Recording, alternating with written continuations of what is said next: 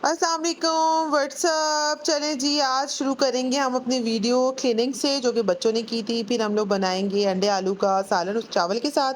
फिर हम लोग चलेंगे बीफ शॉपिंग पे और फिर हमने बारबेक्यू के लिए बीफ लिया था, उसके पार्चे बनवाए थे। फिर हम लोग एक शवरमा लेंगे जो कि बहुत मज़े का था, न्यू शॉप थी वो। और फिर उसके बाद मसाले लेंगे और एंड में हम लोग पपीता चोरी करेंगे, वो भी अपने बराबर वालों का। चलिए जी वीडियो स्टार्ट करते हैं। तो यहाँ पर मेरा बेटा जो है वो क्लीनिंग कर रहा था आज, क्योंकि वीकेंड स्टार्ट हो गया था तो हमें क्लीनिंग करनी थी। तो यहाँ मेरा बेटा बेटी जो है वो घर को क्लीन करने में मेरी हेल्प कर रहे थे। बहरहाल मैं सब कुछ कर कर आके बैठ गई थी। अब मेरे बच्चों की बारी थी जो थोड़ी सी डस्टिंग और सफाई वगैरह करें। और मेरा बेटा जो कि माशाल्लाह से एक चैटर बॉक्स है, उसकी तो ज़बान रुकती ही नहीं है, बोलते बोलते बोलते बोलते मेरा दिमाग फट जाता है उसकी बातें सुन सुन के। माशाल्लाह से वो इतनी बातें करता है। मेरी बेटी थोड़ी सोबर है। बहरहाल तो यहाँ पर शुरू करेंगे हम लोग अपने अंडे आलू के सालन से। आज मुझसे बड़ा भंड हो गया, मैंने आगे पीछे चीज़ें कर दी थी लेकिन अल्लाह का शुक्र है सालन अच्छा बन गया था। खैर तो यहाँ पर मैंने ऑयल लिया था, उसमें लहसुन अदरक का पेस्ट डाला था और फिर उसके बाद मैं यहाँ पर मसाले डालने लगी। अंडा आलू तो आप लोगों को सबको ही बनाना आता होगा, मैं कौन सा कोई नई चीज़ बना रही हूँ। लेकिन जाहिर सी बात है मैं आप लोगों को दिखाऊंगी अपने तरीके से, सबका अपना अपना तरीका होता है।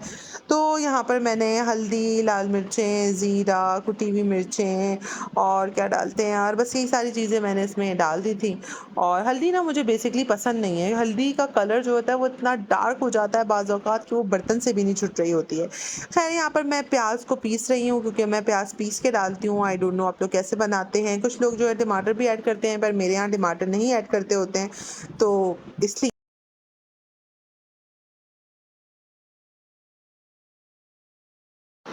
अच्छा जी, यहाँ पर मैं टोटली भूल गई थी अपनी प्याज को ब्लेंड करके कि मुझे इसके अंदर भी डालना है।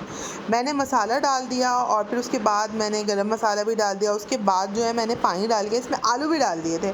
फिर मुझे याद आया कि यार इसमें तो मैंने प्याज डाली ही नहीं है ब्लेंड हुई हुई। तो फिर उसके बाद जब मुझे याद आया तो शुक्र है देर उस वक़्त नहीं हुई थी। मैंने फिर सारे आलू को बाहर निकाला और फिर प्याज डाली इसके अंदर ब्लेंड हुई हुई, तो इसीलिए इसमें ज़्यादा पानी है।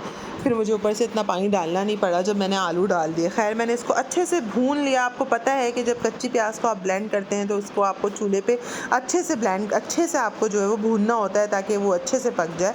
फिर मैंने इसमें आलू अपने डाल दिए और आलू मैंने जो है उस आलू की जो कटिंग थी वो मैंने इस तरह की थी कि ये जल्दी से गल जाए, मुझे इसमें टाइम ना लगे।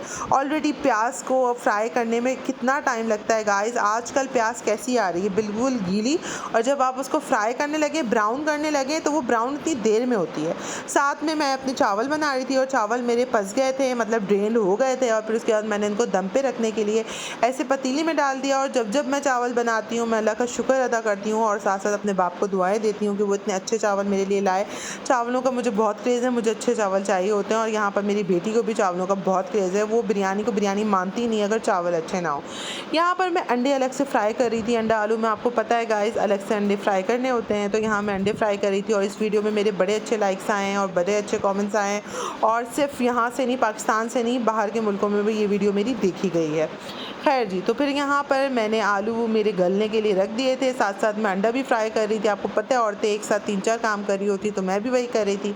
फिर जब अंडे हो गए तो मैंने इसके अंदर डाल दिए बिना ही देखे कि आलू हो गए हैं कि नहीं। और माशाल्लाह से मेरे आलू हो चुके थे, क्योंकि आपको पता है मैंने फिर आलू इतने मोटे काट के डाले ही नहीं थे कि वो ना हो। खैर 3 अंडों का सालन था क्योंकि हमने एक टाइम खाना था, बेटी ने मेरी खाना नहीं था अंडा। हम तीनों बाप, बेटी और बेटा और अम्मा ने खाने थे, यानी मैं।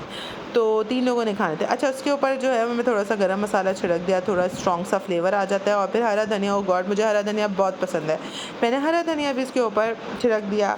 अब बारी आती है मेरी फ्रेंड की बेटी की बर्थडे की, जहाँ पर जिसके लिए हमें इंतज़ाम करना था बारबेक्यू के गोश्त का। फिर हम पहुँचे बारबेक्यू के गोश्त के लिए और हमने यहाँ से गोश्त लिया। गोश्त इनका बहुत अच्छा होता है गाइस, बहुत अच्छी तरह से गल जाता है। मैं रहती हूँ यहाँ पर स्कीम 33 में और यहाँ पर इस दुकान का गोश्त बहुत अच्छा होता है, अच्छा गल जाता है। और इन भाई ने मुझे बहुत अच्छा सा प्यारा सा गोश्त काट के दिया। और फिर यहाँ पर हमने उसके पार्चे भी बनवा लिए थे और बीच में एक गोश्त में चर्बी भी थी, तो मैंने कहा भाई चर्बी हटा के तोलें। इतनी इतनी चर्बी डाल के ये लोग तोल देते हैं कि भाई हमारे हिस्से में तो 1 किलो की जगह आधा किलो आ रहा होता है। खैर फिर उसके बाद सामने देखा तो शवरमे का एक कियोस्क था या आप कहें स्टॉल था। तो मैंने इस लड़के से भी खूब सारी बातें की, इससे पूछा ये कहाँ से आता है, तो इसने बताया शाह फैसल से आता है और आज जो लड़का यहाँ होता था वो है नहीं, क्योंकि वो चला गया था छुट्टी पे, तो वो उसकी जगह इसको आना पड़ा। तो मैंने सोचा भाई रास्ते में कोई चोरी वगैरह की कोई वारदात तो नहीं हुई आज तक तुम्हारे साथ, क्योंकि बीच में सुनसान रास्ता आता है। इसने कहा नहीं, एक बार तो हुई थी, तो पुलिस मोबाइल आ गई थी तो मैं बच गया था। खैर अभी रिसेंटली मेरे हस्बैंड का फ़ोन चोरी हुआ है और हम एक ट्रॉमा में हैं, क्योंकि वो अकेले थे, अपने फ्रेंड के साथ जा रहे थे, चलती बाइक से उनकी बाइक की चाबी निकाली है और फिर फ़ोन उनका ले लिया है। उनके दोस्त के पास फ़ोन नहीं था तो इन्होंने अपना फ़ोन दे दिया और कुछ पैसे थे जो उन्होंने दे दिए। बस क्या कह सकते हैं, अब कराची के हालात तो ऐसे ही हैं, बस अल्लाह ताला ने जान बचा ली और बस, वरना तो ये लोग कुछ देखते भी नहीं हैं, मार ही देते हैं। खैर फिर हमने फ़ैसला किया कि शवरमा खड़े होकर खाऊंगी मैं। मेरे हस्बैंड ने कहा यार खड़े होकर नहीं, घर चल के खा लेंगे। मैंने कहा नहीं यार, मुझे तो भूख लग रही है, मैं यहीं खड़े होकर खाऊंगी। फिर उन्होंने एक दो बाइट लिए और फिर आपको पता है शवरमा का पीटा ब्रेड होता ही कितना बड़ा है, 2-4 बाइट्स में ख़त्म शवरमा। फिर बराबर से हमने दही लेनी थी बारबेक्यू के गोश्त में डालने के लिए, तो हमने दही ली। मैंने थोड़ा सा क्लिप लिया यहाँ का बाय रोड का, ये रात के कोई 10-11 बजे का टाइम था। फिर मुझे बारबेक्यू का मसाला लेना था। अच्छा जी, हमारे हाथ का बारबेक्यू, मेरे हाथ का बारबेक्यू लोगों को बहुत पसंद है, बिहारी कबाब, और जो जो मेरे रिश्तेदार हैं उस बात को ये एक्सेप्ट करेंगे कि उनको बहुत अच्छा लगता है। तो खैर फिर उसके बाद जो है पपीता नहीं था बारबेक्यू के लिए, और पपीता मैंने खूब दुकानों पे ढूंढा, मुझे पपीता नहीं मिला। मेरी फ्रेंड ने बोला उसके बराबर वाले घर में ही तो पपीता लगा है, क्योंकि ये लोग बाहर नए शिफ्ट हुए हैं वहाँ पर। तो हमने बेल बजाई बराबर वाले घर की, किसी ने नहीं खोला। तो फिर हमने कहा चलो जी, इतने तो लगे हुए, एक आध हम तोड़ लेंगे तो क्या हो जाएगा। 2 दरख्त थे और इसी तरह से लदे हुए थे दोनों दरख्त पपीतों से। आप देख रहे हैं कितने सारे इसमें पपीते हैं, और ये लोग पानी वानी कुछ डालते नहीं, शायद ये लोग होते नहीं है घर में, या क्या सीन है हमें नहीं पता। खैर यहाँ से हमने पपीते तोड़ लिए। इतने पपीतों की ज़रूरत नहीं थी, एक ही तोड़ना था, वो हाथ में तीनों आ गए थे। खैर जल्दी से हम घर पहुँचे और फिर हम बड़े खुश थे कि हमें पपीता मिल गया। आप लोग मुझे देख रहे हैं यहाँ तक तो प्लीज़ लाइक, कॉमेंट और सब्सक्राइब कर दीजिए। Thank you for watching.